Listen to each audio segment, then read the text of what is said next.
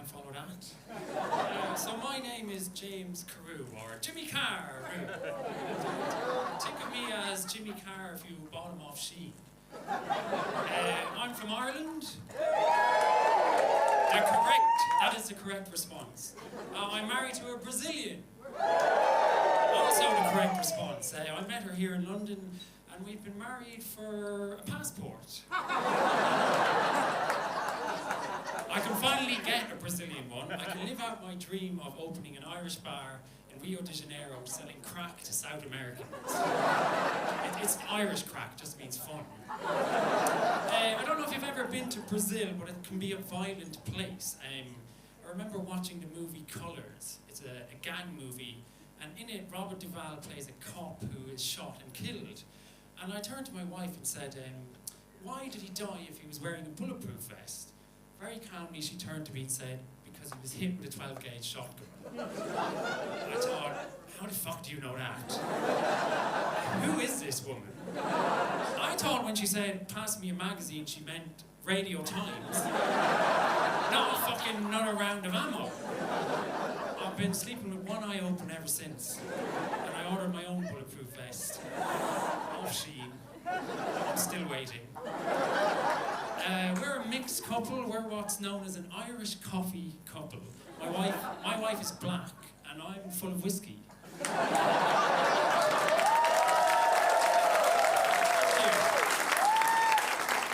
I'm a paddy in London, and did you notice that the term paddy wagon refers to police vans that would gather up drunk Irish people at the end of the night?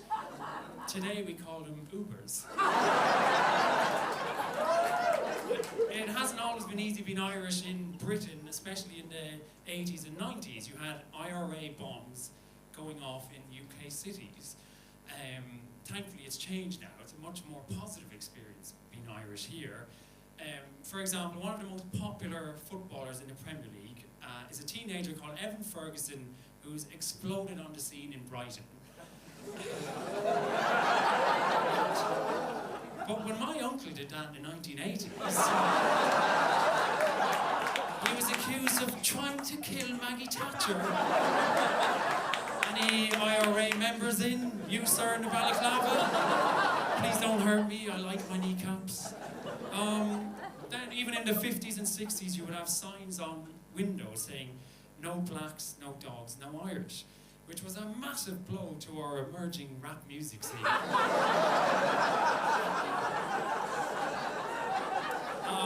I am an immigrant, and immigrant has become a dirty word thanks to your warm and cuddly Home Secretary, Suella Braverman. Sorry, ex-Home Secretary.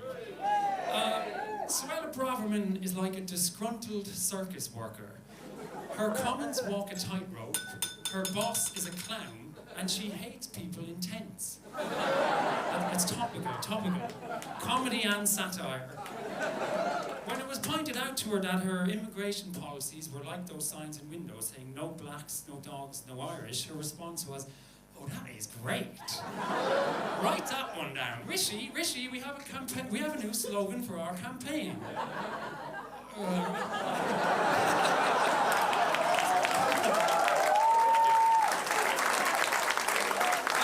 It's interesting to compare British and Irish politics. For example, our Prime Minister is also of Indian descent, and your Prime Minister is a cunt.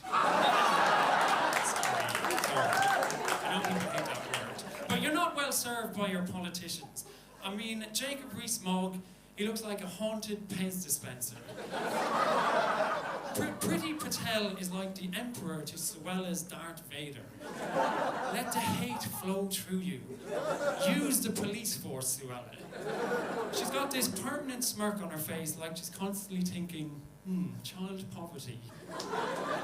She's like Sylvester Stallone in Rocky, but instead of punching Apollo Creed, she's punching little kids off boats. You're not coming in here. I don't know why she has an Irish accent. I have a little 4-year-old at home. Thank you. She liked it. We decided to go down the adoption route, and we actually adopted him from Romania. But if I'm honest, I think he's struggling to adapt to the English language. He doesn't talk, and We think it's because he's a Jack Russell. He's an Eastern European with an EU passport. He's Suella's worst nightmare. So in my house, you'll find blacks, dogs, and Irish.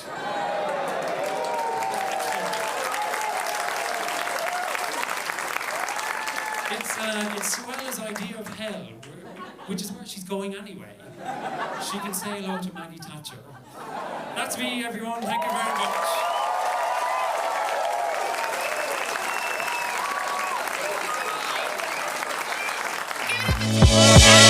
much.